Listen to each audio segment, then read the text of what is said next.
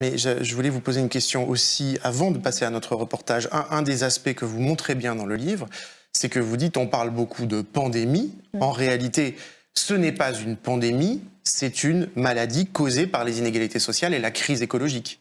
C'est un peu le cœur, finalement, le départ de votre livre. Le point de départ, je dirais plutôt, le point de départ, c'est cet éditorial du Lancet, donc le rédacteur en chef, Richard Horton, qui est un scientifique extrêmement important, qui déclare, pour ouvrir son éditorial, Covid-19 n'est pas une pandémie. Alors, c'est une épidémie, bien sûr, c'est une épidémie mondiale très grave, mais ça n'est pas une pandémie, dit-il, c'est une syndémie. Alors, pourquoi dit-il cela ? Parce que, en fait, la pandémie, on peut l'entendre dans un sens très restrictif, qui serait une épidémie à diffusion mondiale. Dans ce cas, le Covid-19 en est une.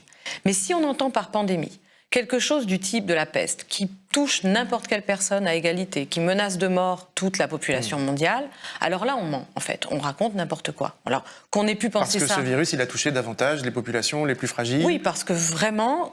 qu'on ait pu penser ça au tout début quand on ne savait pas, il n'y a pas de problème. Mais il y a un moment où ça devient finalement la fabrication d'un imaginaire qui est fallacieux.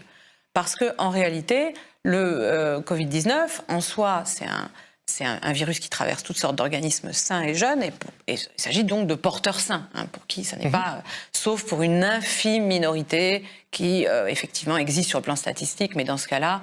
si on pense à tous les risques qui existent dans nos comportements et en santé, à ce moment-là, on ne sort plus de chez nous, puisque on ne peut plus avoir, finalement, on n'a pas de risque zéro. Donc si on revient à des choses raisonnables, là où le Covid est redoutable, c'est sur des organismes affaiblis, par les maladies chroniques et le vieillissement, les deux étant liés, bien sûr, et sur des organismes affaiblis par le vieillissement et la dégradation de l'environnement, puisqu'il y a des facteurs environnementaux qui font augmenter les maladies chroniques, comme chacun sait, et qui, par ailleurs, se trouvent dans des milieux où le système sanitaire est abîmé ou inexistant.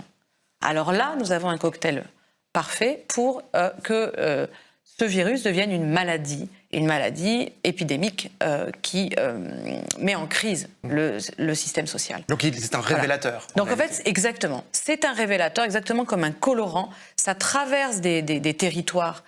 Quand les territoires sont bien administrés sur le plan sanitaire, avec une population jeune, etc., il n'y aura pas de problème. Quand les mêmes territoires sont des déserts médicaux, où se cumulent des maladies chroniques et une absence de prise en soin, alors là, évidemment, là, ça flambe. Alors, vous avez parlé justement